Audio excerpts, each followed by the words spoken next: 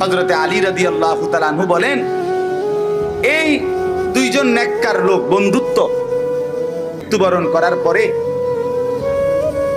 আল্লাহ তাআলা যখন বলবে ফেরেশতাদেরকে তার জন্য জান্নাতের দরজা খুলে দাও, তখন এই লোকটা জান্নাত দেখে নিজের জান্নাতের অবস্থান বুঝে হাতে তাক দুনিয়ার সেই বন্ধুর কথা মনে পড়বে এবং বলবে সাথে সাথে আল্লাহর কাছে দোয়া করে, আল্লাহ, আমার অমুক নামে একটা বন্ধু ছিল, এই বন্ধুটা আমাকে দিবা নেক কাজে, আখিরাতের কাজে, ঈমান আমলের কাজে উৎসাহিত করত, অনুপ্রেরণা দিত।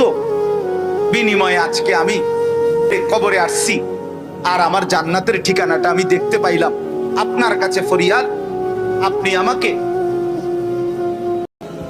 মৃত্যু পর্যন্ত হেদিখেন এবং আমার মতো কবরেও এমন জান্নাতের দৃশ্য তাকে দেখাইয়েন। আল্লাহ তাআলা তখন সরাসরি বলবে এই কবরের বান্দাকে, হে আমার বান্দা, আমি তোমার সেই বন্ধুকে এই কবরে তোমার দেখা করাবো যখন তোমরা দুইজন, তুমি তোমার বন্ধুকে দেখে শুধু হাসবা, মোটেই কাঁদবা না। নবীজি বলেন, শুনো উম্মত, নিশ্চয়ই গরমের তীব্রতা এটা সরাসরি জাহান্নামের নিঃশ্বাস। কার নিঃশ্বাস? জাহান্নামের নিঃশ্বাস। জাহান্নাম নিঃশ্বাস ছাড়ে, ফলে এই তীব্র গরম।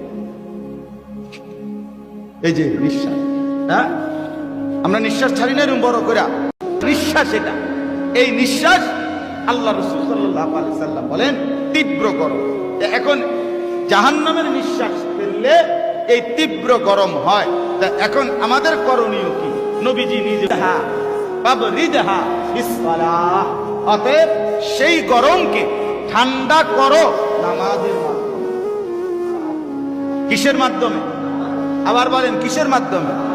এই প্রচন্ড গরমে, তীব্র গরমের ভিতরেও আমাদের 5 ওয়াক্ত নামাজ চালু রাখা, ঠিক কিনা বলেন? ইনশাআল্লাহ আপনারা 20-50 জন হই, যে কয়জন আমরা বসলাম, আমরা বলি যে আমরা ইনশাআল্লাহ 5 ওয়াক্ত নামাজ শত কষ্টের ভিতরে পড়বো ইনশাআল্লাহ।